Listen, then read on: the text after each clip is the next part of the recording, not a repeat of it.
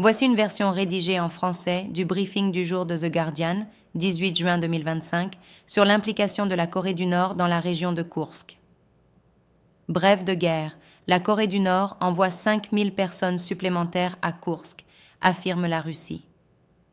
Selon des sources russes, notamment le secrétaire du Conseil de sécurité Sergei Shoigu, en visite à Pyongyang, la Corée du Nord prévoit d'envoyer à Koursk une division de bâtisseurs et 2 brigades militaires totalisant 5000 personnes. En plus, 1000 démineurs seront mobilisés pour déminer la zone.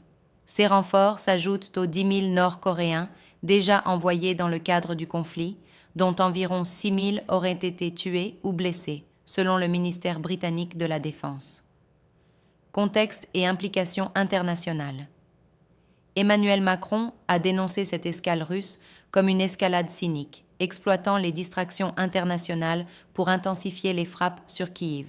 Une sévère attaque a visé Kiev, causant la mort d'au moins 18 civils, dont un citoyen américain, et en blessant 151. Donald Trump, présent en G7, a quitté précipitamment le sommet aux côtés de Zelensky, sans s'engager à soutenir davantage l'Ukraine, suscitant des inquiétudes en Europe.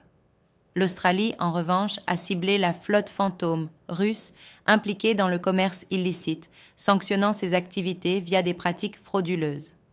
En résumé, la Russie semble renforcer ses capacités dans la région de Koursk en mobilisant des ressources nord-coréennes pour les travaux de reconstruction et de déminage. Cette coopération militaire s'inscrit dans le cadre d'un partenariat stratégique grandissant entre Moscou et Pyongyang, aux grandes dames des États-Unis, de la Corée du Sud et du Japon, qui s'inquiètent des violations potentielles des sanctions de l'ONU et de la stabilité régionale. N'hésitez pas si vous souhaitez plus de précision ou que je reformule autrement.